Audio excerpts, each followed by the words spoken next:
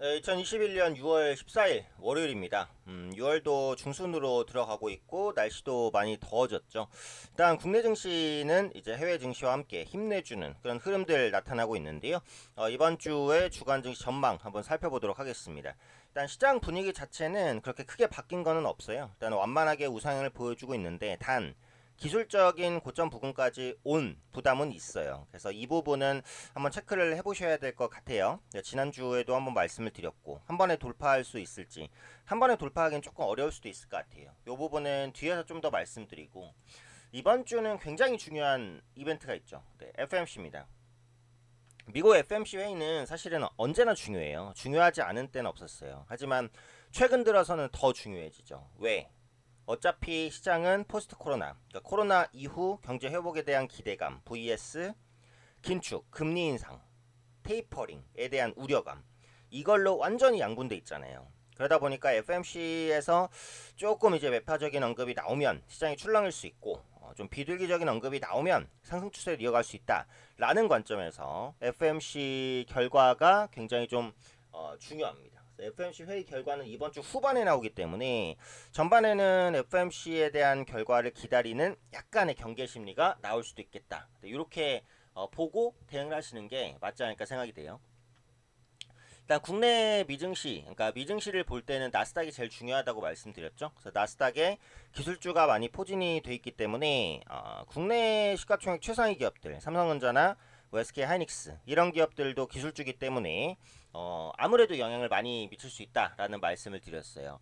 지금 나스닥도 그 전고점에 이제 거의 왔죠. 그래서 여기 그 2월달에 있었던 고점, 그리고 4월, 5월에 걸쳐 있는 고점, 그리고 최근의 고점 어때요? 비슷비슷하단 말이에요. 14,200에서 14,300포인트 레인지인데 지금 상방으로 100포인트 정도밖에는 안 나왔습니다. 그래서 이 기술적인 고점을 돌려낼 수 있을지 이 부분이 중요하다라고 말씀을 드렸고, 그다음에 금 가격 같은 경우에는 우상향을 보이다가 주춤하죠. 요건 시장에 긍정적이에요. 왜? 금 가격이 상승한다는 건 두 가지라 그랬죠. 안전자산 선호 심리 때문에 금 가격이 상승할 수 있고, 그렇다면 증시에는 부정적이니까, 그죠? 두 번째, 인플레이션 해지를 위해 금 가격이 상승할 수 있고, 인플레이션도 증시에 부정적이니까. 그래서 금 가격이 계속 올라가면은 증시에는 부담인데 금 가격이 6월 달부터는 안 올라갔어요. 정체했단 말이에요. 그래서 이 부분은 증시에는 괜찮아요. 여기서 금 가격이 꺾이거나 횡보를 이어가면 긍정적, 우상향을 다시 한번 치고 가면 부정적, 이렇게 볼 수 있겠죠. 그다음에 이제 원달러 환율인데 환율이 참 생각보다 굉장히 안정적이에요. 그래서 원달러 환율이 안정적이라는 것은 외국인이 국내 시장을 매수할 수 있다라는 가능성을 여는 거죠. 네, 원화가 강세로 가게 되면 외국인이 국내의 주식을 사서 환차익을 볼 수 있기 때문에 그런 부분에 대한 기대감이 부각될 수 있다라는 거죠. 그리고 당분간은 이제 뭐예요? 환율이 급격하게 상승할 가능성은 별로 없어 보여요. 한국의 성장률도 좋고 미국 쪽에서 당장 긴축을 하는 것도 아니고, 그죠? 네, 그런 부분 때문에 환율이 안정되고 있습니다. 앞으로도 안정세를 보인다면 일단 외국인 수급에 대한 기대감은 남아있다. 하지만 원달러 환율이 만약에 어떤 이유로든 뜬다면 시장엔 부정적일 수 있다. 그죠? 네, 요 정도의 이제 시황은 간단하게 읽고 가시는 게 좋습니다. 일단은 뭐 국내 증시로 넘어가기 전에 이벤트를 한번 보면은 주초에는 여러 가지 지표가 나와요. 뭐가 나오죠? 미국의 뭐 소매 판매라든지, 그죠? 그다음에 산업 생산이라든지, 뭐 생산자 물가, 뭐 여러 가지가 나오는데 이런 지표들이 지금까지는 시장에 너무 부담을 주지 않을 정도로 나왔어요. 그 얘기는 뭐죠? 시장의 컨센서스를 넘어갈 때도 있었지만 그게 이제 일시적이다라고 시장이 평가할 만큼 예상치와 현격하게 벗어난 적은 별로 없었다라는 거예요. 다시 말하면 시장이 제일 좋아할 정도의 경제 지표가 나왔어요. 하지만 앞으로도 그럴 것이다라는 보장은 없습니다. 시장이 예상하는 것보다 조금 더, 그러니까 훨씬 더 많이 좋은 지표, 훨씬 더 많이 모자란 지표, 이런 식으로 나오게 되면 언제든지 시장은 흔들릴 수 있기 때문에 앞으로도 나올 미국 그리고 중국, 미국, 중국 두 국가의 지표가 제일 중요하죠.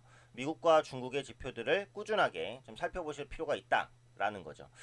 그리고 가장 중요한 것은 아까도 말씀드린 대로 미국의 FMC 회의입니다. 시장의 컨센서스는 별 내용 없겠지. 최근에 물가 인상은 뭐 그냥 일시적이겠지.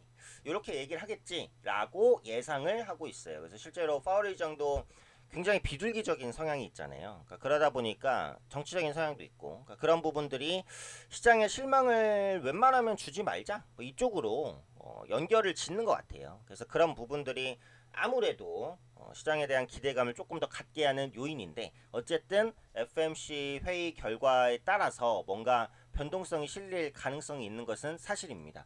그래서 지금 전망은 이번 FMC에서도 뭐 크게 특별한 얘기를 안 할 거고 테이퍼링 신호를 적극적으로 내보내거나 뭐 요러지는 않을 거고 다만 불확실성은 있어요. 아직 그 부분이 확인이 안 됐으니까요.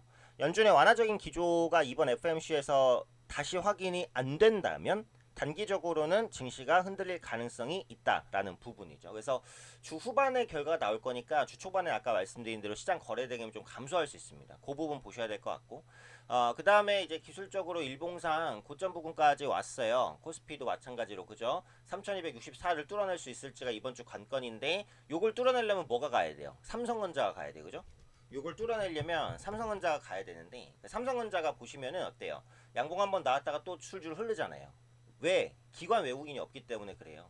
지금 삼성전자를 사고 싶은 개인은 다 샀어요. 근데 기관 외국인이 들어와야 결국은 들어 올려집니다. 삼성전자의 방향성에 따라서 지수가 상방 돌파를 시도하냐, 시도하지 못하냐, 이게 결정나겠죠. 최소한 지수가 상방 돌파를 시도하려면 60일 이평선인 82,000원 초반대를 올려 세우긴 해야 돼요. 그래서 이번 주에 삼성전자가 82,000원 이상으로 올라오는지 네, 그 부분을 보시는 것도 굉장히 중요한 체크 포인트가 되지 않을까 그렇게 이제 판단이 됩니다. 그 다음에는 이제 소액 섹터들이 좀 올라오고 있죠. 소액 섹터들 이제 5G 그 다음에 뭐 유틸리티 관련주 뭐 한국전력 이런 종목군들도 조금 올라오는데 그런 모습들이 나타나고 있고요. 그다음에 제약바이오주도 일단은 좀 올라와요. 그래서 낙폭과대 소액 섹터들이 좀 올라오고 있으니까 낙폭과대 소액 섹터들을 좀 관심 있게 보시면 좋지 않을까. 그리고 지난주에도 포스트 코로나, 그러니까 코로나로 피해를 많이 받았던 업종들이 코로나 이후에 업황이 개선되겠구나라는 기대감으로 많이 올라왔어요. 그래서 이번 주에도 포스트 코로나 관련된 종목군들이 조금 더 힘을 내줄 가능성이 높으니까요. 그 부분까지 체크해서 매매를 하시면 될 것 같습니다.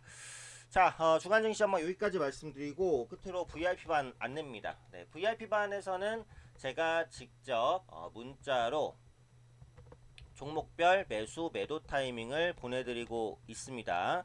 개별 매매 어려우신 분들은 오셔서 그대로 제 문자대로 따라해 주시면 될 것 같고요.